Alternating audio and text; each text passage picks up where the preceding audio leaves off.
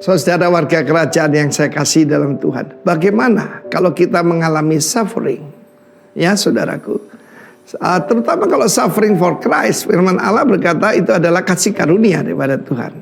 Kita dalam tahun the multiplied grace. Karena kasih karunia, grace itu bukan cuma untuk diselamatkan, tetapi dapat kehormatan, menderita karena nama Kristus. Tapi ketika kita menderita, Yakobus pasal 5 ayat ke-7, firman Tuhan berkata, bersabarlah sampai kedatangan Tuhan. Ditunjukkan seperti petani. Petani menantikan hasil yang berharga dari tanahnya. Ia sabar, dia tekun sampai turun hujan musim gugur dan hujan musim semi. Kita tahu bagaimana hujan musim semi itu saudaraku, itu sekitar April, Maret, lalu kemudian September, Oktober saudara ya.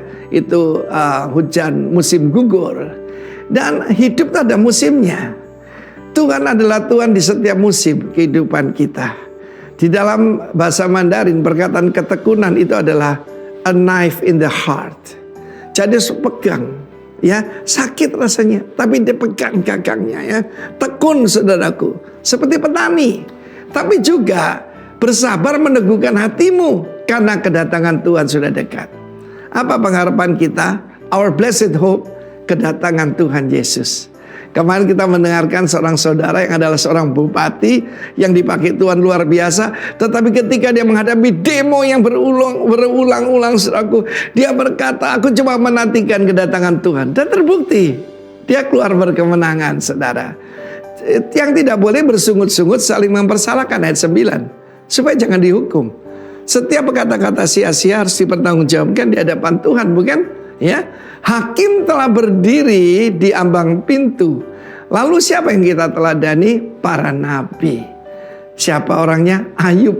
Kami menyebut mereka berbahagia, mereka yang telah bertekun.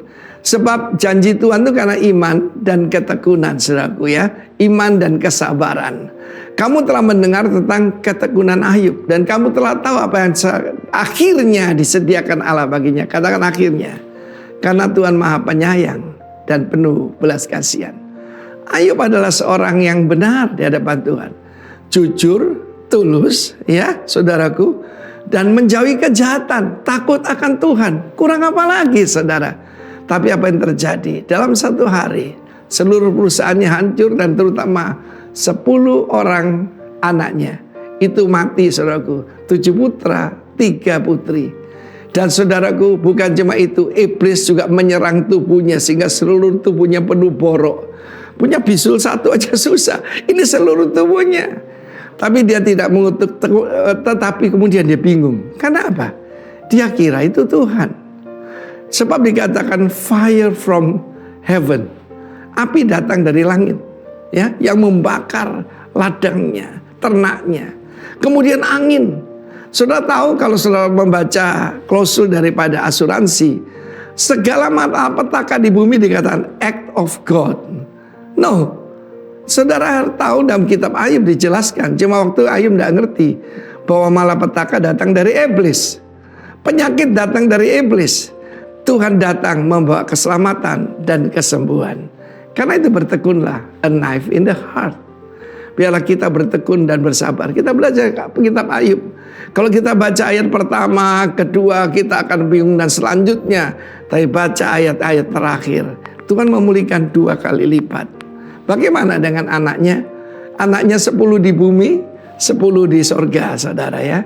Tapi istrinya tidak berubah loh saudaraku ya. Jangan ganti-ganti istri ya. Tuhan memberkati kita. God bless you. Warga kerajaan. Bertekun. Seperti Ayub. Tuhan memberkati.